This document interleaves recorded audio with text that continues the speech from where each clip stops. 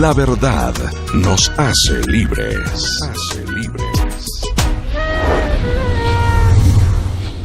Bienvenidos a La Verdad nos hace libres, a este sector de entrevista internacional que tenemos con nuestro corresponsal Juan Carlos Salcedo en nuestro estudio 3 allá en el área metropolitana de Nueva York, en Cold Spring, en los Estados Unidos. Y el día de hoy vamos a tocar un tema bastante interesante e importante.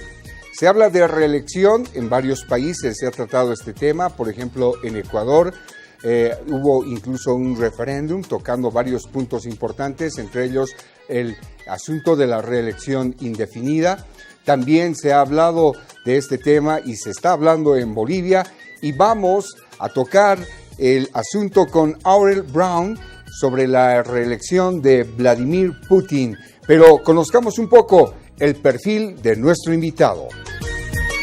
Aurel Braun es profesor de Relaciones Internacionales y Ciencias Políticas en la Universidad de Toronto. También es miembro senior del Centro de Estudios Euroasiáticos Rusos y de Europa del Este y del Centro de Estudios Internacionales. Braun ha publicado extensamente sobre asuntos comunistas y estudios estratégicos con un enfoque especial en los problemas de la transformación de los sistemas socialistas en la antigua Unión Soviética y en Europa del Este. Él es autor y editor de varios libros. Estos incluyen Relaciones OTAN-Rusia en el siglo XXI, Dilema de transición y la extrema derecha.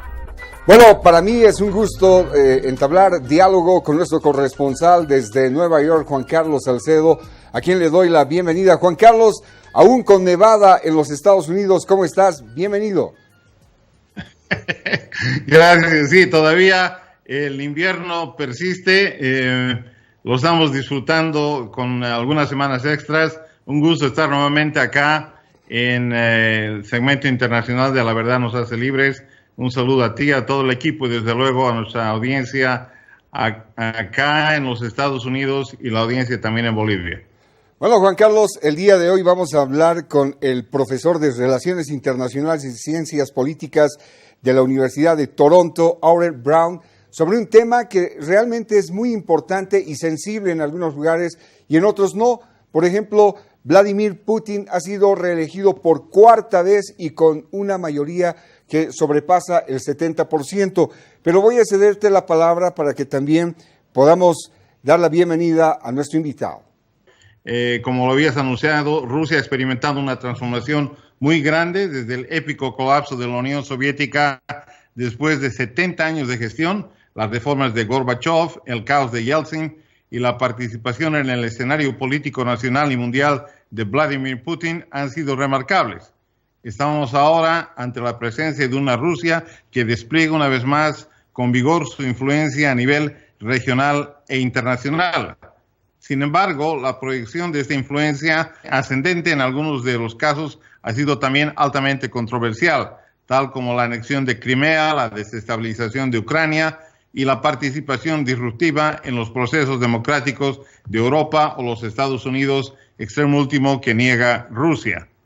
Pero para entender la complejidad de la Rusia de Putin, su liderazgo, el renovado fervor patriótico de ese país, la anulación de la oposición en las últimas elecciones y lo que se espera por venir, tenemos con nosotros un experto en Rusia que es reconocido mundialmente. Aurel Braun, profesor de Ciencias Políticas y Relaciones Internacionales de la Universidad de Toronto y asociado del Centro Davis para Estudios de Rusia y Eurasia de Harvard, está este día para trabajar con nosotros y hablarnos de la Rusia como la ve él, que es motivo de su especialidad. Welcome, Professor Braun. Thank you. Bien, comenzaremos de inmediato. Vayamos a los eventos recientes. Vladimir Putin ganó otra elección y va por un cuarto mandato. No es una sorpresa. Usted dijo que en uno de sus artículos que ninguno de los 7 oponentes nominales del señor Putin tenía la más remota posibilidad de derrotarlo. ¿Por qué piensa así? Putin se aseguró de que cualquier persona que tendría una oportunidad y que habría tenido la credibilidad para desafiarlo, no se le permitiría participar. Un oponente clave era el señor Alexei Navalny, que estaba creciendo ampliamente y se le consideró no ser más candidato por los falsos cargos que caían sobre él. Y allí estaba para ser descalificado por participar. Usted se dará cuenta que entre todas las personas que participaron en las elecciones, nadie consiguió el 12% y solo una de ellas consiguió el 1%, para que tenga una idea. Esto fue lo máximo de una elección prefabricada, porque si puede elegir quién puede participar contra usted, esa es la mejor manera de ganar una elección. Asegurarse de que nadie que sea un candidato viable te desafíe. Así sería entonces más fácil de asegurarte una victoria. Bueno, queremos darle la bienvenida a Aurel Braun, profesor. Bienvenido a La Verdad nos hace libres. Después de más de 70 años de existencia, Gorbachev presidió la terminación de la antigua Unión Soviética, seguido por el caos de Yeltsin y luego el alumbramiento de la Rusia de Putin. ¿Por qué Vladimir Putin ha adornado un evidente apoyo generalizado a lo largo de estos años? Please explain to us why Vladimir Putin has garnished evident widespread support over the years. La Unión Soviética no colapsó, sino más bien implosionó. El comunismo colapsó.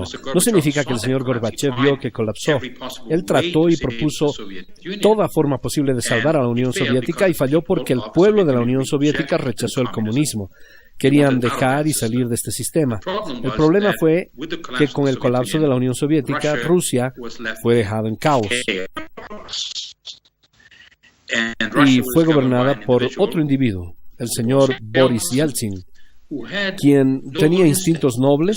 Este era un hombre que dijo que quería crear un Estado democrático, pero no sabía cómo. Permitió que se separaran países como Latvia, Lituania y Estonia.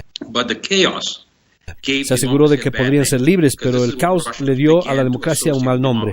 Por eso es lo que los rusos empezaron a asociarse con la democracia y se convirtió en algo igual, con caos y algunas veces con violencia. En ese momento, Rusia no obtuvo la clase de ayuda de Occidente para alentar la democracia, como por ejemplo sucedió en Polonia, que recibió ayuda, Hungría, que recibió ayuda. Así fue como el señor Putin vino y los rusos quisieron calmarse, querían tener estabilidad, querían tener seguridad. El señor Putin ofrecía un tipo de ganancia rápida, que era: intentaré traerle seguridad y estabilidad, pero a cambio no debes desafiarme políticamente. Y esa es una oferta que el pueblo de Rusia al principio pensó que era una gran ganga y que la economía estaba creciendo porque todos los precios estaban aumentando y tal vez construyó alguna popularidad. Pero el problema fue que nunca creó una economía moderna. Quería tener una economía moderna sin tener democracia, sin tener un mercado real, sin tener derecho comercial. Eso no es posible. Así que ahí tienes un estado muy grande, Rusia, un país de 143 millones de personas, un país que tiene algunos de los mejores científicos del mundo, que tiene más recursos naturales que cualquier otro país del mundo. Y aún en los pobres fundamentos, desde el punto de vista de ingreso personal, es un país pobre. Es un país que tiene una economía unidimensional. Es un país que es altamente dependiente de las exportaciones de energía. Si usted va a cualquier parte del mundo, América Latina incluida, no comprará computadoras rusas, no busca medicamentos rusos, no busca servicios rusos. Es energía y armas lo que vende Rusia. Eso significa que Rusia no es un estado competitivo. En muchas maneras, Rusia ha fallado en lograr la modernización que podría tener. Y no es un país que ha sido exitoso como Japón o Alemania. Bien, al mismo tiempo, Rusia, vía Putin, ha proyectado su poder de una manera muy agresiva. Ucrania, Crimea, Siria son los ejemplos destacados. Pero, ¿qué pasa con la interferencia en el proceso democrático de los países de Europa e incluso los Estados Unidos? ¿Y por qué existe eso, sabía? En cierto sentido, el señor Putin no tenía mucha opción. En cualquier sistema político, los líderes quieren tener algún tipo de legitimidad política. En el tiempo de Stalin, usted podría tener una clase de regla de hierro donde matabas a millones de personas, a decenas de millones en el Gulag, que no se puede hacer más. Por lo que el señor Putin tiene que crear un barniz cercano de democracia, sin la sustancia de la democracia. Cuando la gente es infeliz, tiene que distraer su atención, tiene que venderles algo. Así que vende nacionalismo, vende una fantasía de una restauración superpoderosa. Él trata de decirles, somos poderosos. El mundo tiene que escucharnos. El mundo nos teme a pesar de que no nos respetan. Tenemos influencia por todas partes. Aunque el antecedente muestre de que Rusia es solo un octavo del tamaño de los Estados Unidos, o un octavo del tamaño de la Unión Europea, algo bastante cercano a lo que Italia es, no más grande, por lo tanto, un país en desarrollo. Está para una aventura. Eso es una forma de crear legitimidad o de crear fantasías, que alguna vez Rusia será una superpotencia. Vendría a un muy alto coste y pudiendo crear riesgos internacionales. Y esta es la razón por la que ves manipulación e intervención, que en última instancia es el pueblo ruso quien va a pagar un precio muy alto. Ok, Estados Unidos está contemplando aumentar su régimen de sanciones contra Rusia a causa de graves violaciones imputadas. ¿Cuál debería ser la respuesta adecuada en este tema, profesor? What is your view about the response the West should have to interference from Russia, like the two examples we just mentioned? En muchas maneras, aunque el señor Putin parece exitoso y se ve poderoso, ha sido víctima de consecuencias imprevistas. Si realmente tienes éxito en manipular a otro país, debes hacerlo sin que los demás se den cuenta. Si vas a interferir efectivamente en la elección o en otro estado, no quiere tener un consejo especial investigándote. Si vas a tener una influencia real en el mundo, un poder real suave, no quieres una contrarreacción en contra. Tenemos una enorme reacción en contra. Los Estados Unidos ahora tienen emergencia en una de las mayores inversiones militares en tiempo de paz. Rusia no puede equipar aquello. El aumento en el presupuesto de defensa americano este año fue alrededor del 15%. Para el próximo año serán 716 mil millones de dólares. El aumento es algo de 70 mil millones de dólares. Este es el presupuesto entero de Rusia. Este es solo el aumento. Los países escandinavos que buscaban cooperar con Rusia están incrementando rápidamente su presupuesto de defensa. Dinamarca, Finlandia, Noruega, Suecia neutral. En Suecia ahora, por ejemplo, hay más gente que quiere unirse a la OTAN que aquella que está en contra de hacerlo. Este es un fenómeno totalmente nuevo, porque es una reacción a la agresión rusa. No solo en Crimea, sino en la presión de Rusia contra los estados bálticos. Así que en muchas maneras es un gran error de cálculo a largo plazo. Así que el señor Putin gana batallas tácticas, pero pierde las batallas estratégicas.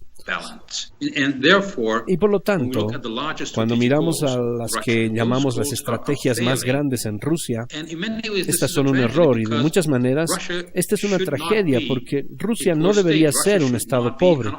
Rusia no debería ser un estado paria. Rusia no debería ser un país que se sancione, pero está sancionado por el Reino Unido, por Estados Unidos y otros países. Así que ahora los amigos de Rusia son regímenes terroristas y no democracias. Usted ha indicado que, a no ser que se den algunos cambios dramáticos, que Putin continuará, desde su punto de vista, a ser más represivo al interior de Rusia, nacionalmente y también más peligroso a nivel internacional. ¿Usted está prediciendo que esa clase de comportamiento, como lo ve, continuará? Bien, en esencia, este tipo de ultranacionalismo está jugando en los temores de la gente de amenazas externas, en el antiguo orgullo nacional. Está sujeto a un tipo de derecho de reducción de ingresos, en otras palabras, que tiene que mantenerse haciendo más y más de un compromiso. tomando riesgos más grandes que se hacen más costosos localmente. La economía no está funcionando bien. El señor Putin el 1 de marzo prometió que los pobres ingresos del capital en Rusia aumentarían al alcanzar el 50% y se expandirían en 6 años. Eso no es viable. Esto es completamente nada realista.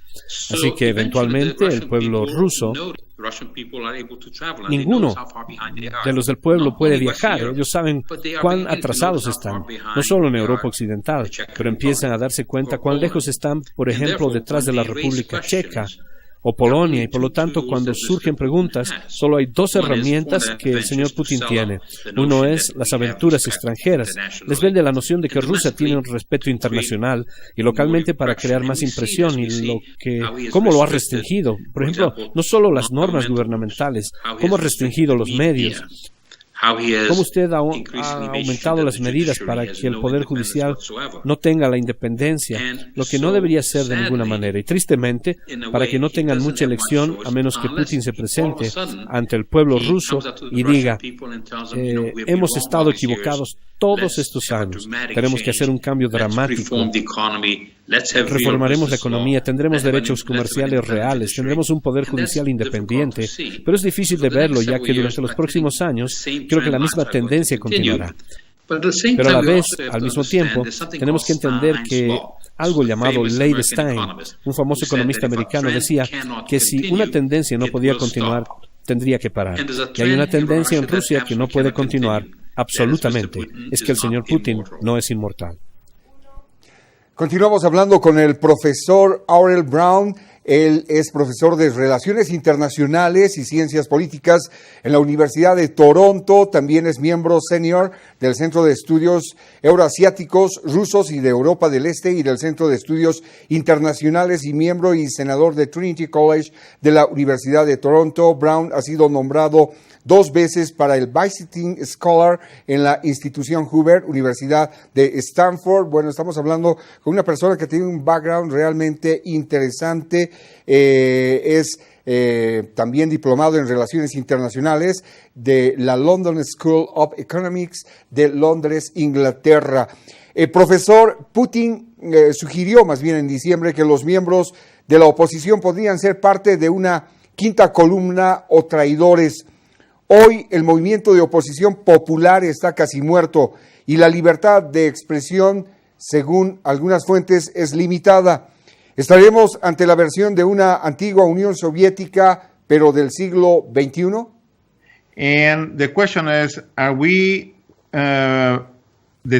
before the 21st century version of the old Soviet Union? There are very worrying trends in Hay Russia. tantas tendencias preocupantes en Rusia. La zona de la democracia se está arrugando constantemente y de alguna manera se ha colocado en una posición, lo que es difícil de revertir, mientras esta tendencia continúa con él al poder. El cambio tendría que venir a través de alguien que pueda ocuparse y estar en el gobierno. Pero al mismo tiempo también debo decir que Rusia no es lo mismo que la Unión Soviética. La Unión Soviética tiene una ideología universalista gubernamental. Ese era el marxismo. Fue una doctrina que trataba de propagarse alrededor del mundo. La Unión Soviética fue un superpoder de algo como 280 millones de personas. Rusia es solo un remanente de la Unión Soviética. No es un superpoder excepto en armas nucleares. En ningún otro ámbito es un superpoder. Y no podrá ser un superpoder en un futuro previsible. Con la población de más de 143 millones que tiene, es un tipo de bomba demográfica, pasando por las altas tasas de mortalidad y baja tasa de nacimientos y a las tasas de poca inmigración. Así que Rusia es un sistema político muy corrupto donde el partido gobernante, dirigido por el señor Putin, quiere sostenerse a toda costa. La corrupción es corrosiva. Está por todas partes. Una gran parte de la riqueza de Rusia se va al exterior porque los oligarcas se llevan la riqueza a Suiza y eso impide también el desarrollo económico. Así que Rusia es más una clase de cleptocracia dictatorial, muy grande, más como un poder ideológico, como la Unión Soviética. Y aunque Rusia puede presentar amenazas locales, como hemos visto en el caso de Ucrania, puede amenazar a los pequeños estados bálticos, pero no puede desafiar realmente a Occidente, o tampoco le es posible desafiar a la OTAN. No tienen los recursos, no tienen la población, no tienen siquiera la ideología. Así que es una dictadura en crecimiento que es peligrosa para la periferia, que puede crear desesperación internacional. Pero principalmente el extremadamente y desafortunado pueblo ruso, quienes son personas talentosas, quienes se merecen algo mucho mejor. Los Estados Unidos ha dejado un gran vacío en Latinoamérica y ese vacío ha sido llenado primeramente por China, algunos por la Unión Soviética, venta pequeña de armas, una base militar en Nicaragua y un apoyo en el desarrollo en tecnología nuclear en Bolivia. Y hay otras iniciativas comerciales en la región. Nuestra pregunta es, ¿a América Latina le importa a Rusia?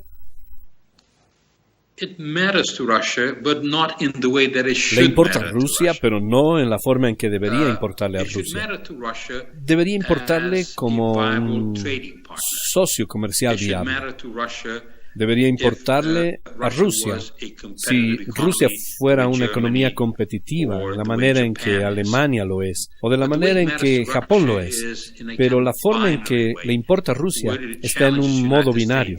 Por un lado es desafiar a los Estados Unidos y crear la mayor incomodidad posible.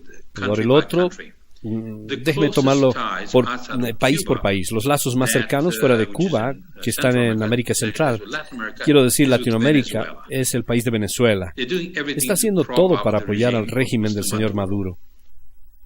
Y el señor Maduro tiene muchos desafíos en Venezuela. Y para todos los estándares, la economía venezolana es un desastre. Este país solía ser un país rico. Ahora es una catástrofe económica en muchas formas. Rusia se ha convertido en el prestatario de último recurso para Venezuela. Está tirando su dinero y no lo va a recuperar. Ellos están comprando algo de petróleo crudo de Venezuela. Venezuela es el proveedor no ruso más grande de la compañía Rosneft, que es una muy grande compañía y demasiado corrupta, así que solo aumenta la corrupción, propaga la corrupción rusa a América Latina y de América Latina va la corrupción a Rusia. A su vez, Rusia vende armamentos porque no hay mucho más de lo que puedan vender. Por lo que esta es la situación de Venezuela. Usted mencionó a Bolivia, usted mencionó a Nicaragua, que tiene una estación satelital de recopilación de inteligencia. Otra vez, esto no significa otra cosa sino aprovechar el vacío que, como dijiste correctamente, dejó los Estados Unidos. Pero en muchas maneras el señor Putin no es realmente un cazador, es más un carroñero. Encuentra, como decir, a los huesos muertos y a los que no traen mucho de vuelta, solo para molestar a los Estados Unidos, no tanto en cuanto a recompensar a Rusia. Rusia tiene más que suficiente para preocuparse internamente, así que las aventuras extranjeras son costosas para un país que es tan pobre. Bueno, ya antes del cierre de este diálogo, profesor, ¿a qué problemas críticos debemos prestar atención para comprender el comportamiento de Rusia en su interacción con Occidente? The question is, what critical issues we should pay attention to in order to understand the behavior of Russia and its interaction with the West? What are those critical issues to understand that interaction? Bien, una de las cosas que tenemos que entender es lo que dice el dicho en las relaciones internacionales. La debilidad crea tentación. Así que, en ese sentido, un vacío crea una tentación para el señor Putin. Le hace tomar más riesgos. Así que, en muchas formas, Occidente necesita quitarle la tentación. Occidente no debería amenazar a Rusia. Occidente no debería ser hostil a Rusia. Ese es el interés nacional legítimo de Rusia. Pero al mismo tiempo, Occidente colectivamente debería dejar claramente establecidos cuáles son sus límites, lo que no es admisible, lo que no es aceptable en las relaciones internacionales. La anexación de Crimea, que fue totalmente ilegal en el derecho internacional, que fue una violación contundente al derecho internacional, fue una violación flagrante, cuya analogía más cercana es la invasión de Etiopía de Mussolini en 1935-1936. Así que el daño que Rusia ha hecho no solo a Occidente, el daño lo hizo cuando invadió partes de Ucrania y anexó Crimea y se lo hizo al derecho internacional. Un daño a las Naciones Unidas. La Liga de las Naciones nunca se recuperaron de no haber reaccionado con Mussolini. Las Naciones Unidas no pudo reaccionar contra Rusia porque Rusia tiene un veto en el Consejo de Seguridad, por lo que creo que este es un área que el Occidente básicamente tiene que decir. Hay costos para las aventuras rusas. Tengo una pregunta rápida para usted y este último minuto y unos segundos que tenemos. Tuvimos una visión preocupante de Rusia y lo que está pasando allí. ¿Cuáles son los caminos que ve usted que tornaría todo esto desde su punto de vista? ¿Cómo sería Rusia volviendo a ganar una posición verdadera en el mundo? ¿Cuál cree usted que debería ser esa trayectoria? La única forma en que Rusia puede ganar la influencia genuina en el mundo es hacerlo a la usanza antigua, la manera en que Alemania lo hizo, la manera en que Japón lo hizo.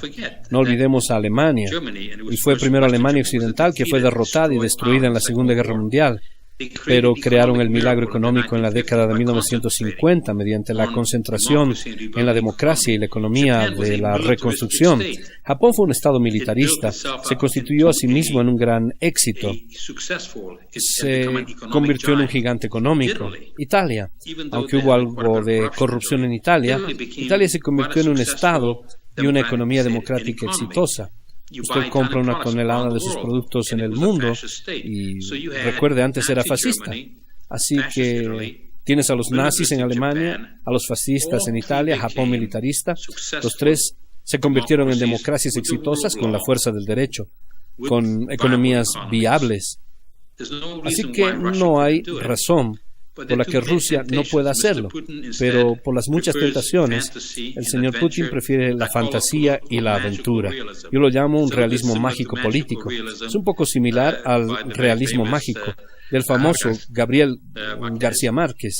Así que este fin es el más desafortunado para el pueblo de Rusia. Muchas gracias al profesor Aurel Braun, profesor de Relaciones Internacionales y Ciencias Políticas de la Universidad de Toronto. Y queremos agradecer también a nuestro corresponsal en Nueva York, Juan Carlos Salcedo, desde nuestro estudio 3 allá en Cold Spring, todavía con nevada, ya en primavera en los Estados Unidos, pero hemos llevado adelante este diálogo acerca de la reelección de Vladimir Putin. Profesor, thank you to be here, y gracias a Juan Carlos también por este tiempo. Sus palabras de despedida, por favor, Juan Carlos. Muchas gracias, profesor, por estar con nosotros. No tenemos el suficiente tiempo. Espero que este no sea el primero ni el último y podamos estar en un programa nuevamente. Gracias a toda la audiencia en Bolivia, acá también en los Estados Unidos, y los que desean continuar la conversación, los esperamos en Twitter, @PochoSalcedo. Gracias. Muchas gracias. Hemos dialogado así acerca de la reelección de Vladimir Putin, presidente de Rusia, la vida de Rusia y un poco las proyecciones y lo que sucede en el mundo con este país. Hasta aquí, La Verdad nos hace libres en este contacto internacional. Hasta la próxima.